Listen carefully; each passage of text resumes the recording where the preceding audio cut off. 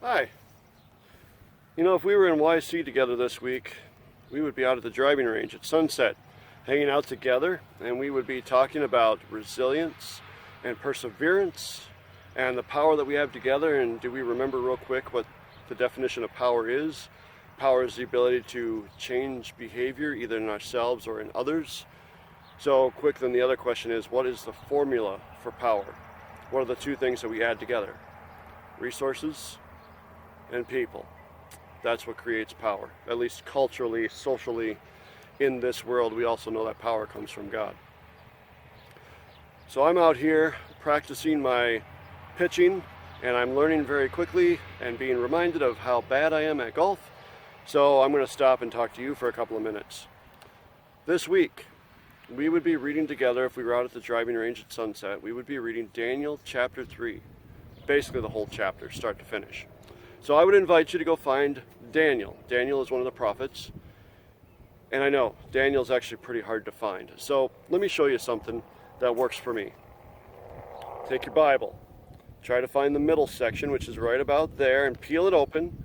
And if you're lucky, which I was, you are going to land in one of the prophets. I happened to land in Ezekiel. There are 4 major prophets: Isaiah, Jeremiah, Ezekiel, and Daniel. So we need Daniel chapter 3, and I happen to have found Ezekiel. So remember that order: Isaiah, Jeremiah, Ezekiel, Daniel. I'm in Ezekiel, so that means Daniel is the next book of the Bible, the next prophet we will encounter. Of course, I had mine bookmarked ahead of time, but we would go to chapter 3. So I would invite you to read that, and I'll just hang out here and wait for a minute. All right, fine. You can hit pause. But when you hit pause, realize that when you get to Daniel chapter 3, there's a whole bunch of names in there. They are going to be difficult to pronounce. You're going to feel awkward about it. It's okay. Nebuchadnezzar, the name that starts with N. There's Babylon, which is the place where we find ourselves in that particular story. And then the 3 characters who have maybe the coolest names in the Bible: Shadrach, Meshach, and Abednego. So I know you're going to go read this reading for yourself later on. So I just want to tell you about Shadrach, Meshach, and Abednego. When you read this particular story, Daniel chapter 3, the whole chapter, you're going to find out that Shadrach, Meshach, and Abednego are being imprisoned in Babylon. Now they're recruited to have a prominent role. They are in essence prophets or religious leaders, if you will. They have a prominent role amongst their own people, but they have been imprisoned and they're being held in Babylon, which is far away from where they grew up and where they're from. They've been basically hauled across the desert to this foreign land. So they're in this foreign land that is run by King Nebuchadnezzar. Yeah, crazy name, I know. Historically a real person. He was in charge of the Babylonian nation, and he used his Babylonian army to grab the Israelites from their homelands and bring them back to his place of origin, Nineveh, and it's called the Babylonian captivity. So we're in Babylon. Shadrach, Meshach, and Abednego, these 3 prophets / religious leaders / prominent people, they decide that they are not going to worship Nebuchadnezzar, or at least the idol that Nebuchadnezzar creates for worship. Now, when you read this story, try to think of it as being somewhat humorous, in the way that when you read Shakespeare or some old English story that you're going to have to read in English class when you get to high school, it doesn't sound very funny.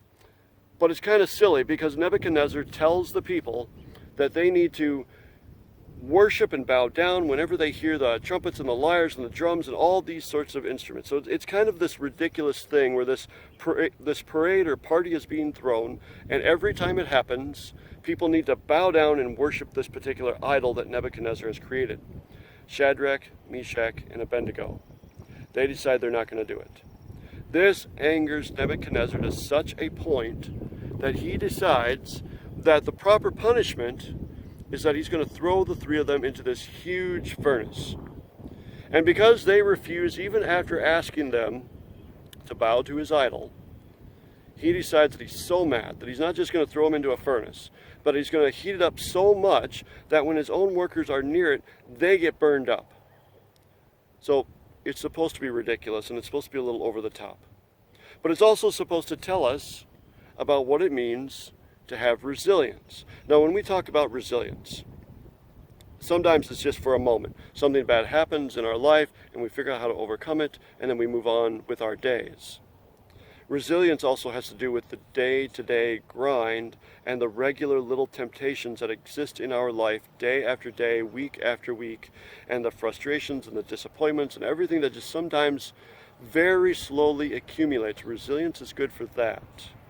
Shadrach, Meshach, and Abednego. What's great about their story is that they demonstrate resilience, of course, because they decide not to bow to this one particular idol that Nebuchadnezzar has created in his name and in his image. All right, that's great. Sounds like something that would happen in the Bible anyway. Beyond that, so they avoid that initial temptation, but beyond that, they continue to hold their resolve. They continue to say no. They avoid the temptation over and over again. It's thrown back to them. You can do this and you can live, or don't do this and you will die. They hold their faith in God. And one of the great things about this story with Nebuchadnezzar is that they also stand together. They have solidarity with each other. Remember that formula for power? What are the two things you need to add together to have power? You need resources and you need people. And we've talked about in YC all year how when you have people, you have resources, because people bring their intellect, they bring their skills, they bring their abilities. Sometimes they bring their financial ability to support whatever cause we've got going. But when you have people, you have resources. Shadrach, Meshach, and Abednego, they have each other. They have people, which means they have power. They also have faith in God. And God appears in this particular story in the form of an angel, a messenger from God, who sits with them, or should say, stands with them in this fire that was so hot that when people were standing near it, they burned up, but they survived the fire. They survive, of course, because God protects them. That's the natural part of this story. But beyond that, they endure because they are together. Their resilience and their resolve, their power comes through this shared experience. So that leads to the question for this week. Who do you stand with? Or who stands with you? Who supports you? Who gives you courage? Who gives you strength? Who gives you the resolve to continue to do things that might go counter to other people in your groups, or other people in your class, or other people in your family? Those temptations that always come to us. Who do you get your strength from? Now, I know your natural answer is going to be God. Great answer, good YC answer for any one of us who are faithful people. We know we get strength and resolve from God, of course. Beyond that, God gives us people, real, living, breathing people who stand with us. So who gives you strength? Who gives you resolve? How are you able to endure and maintain your resilience day after day when we are encountered with frustrations and disappointments and temptations, and sometimes they can be incredibly unbearable?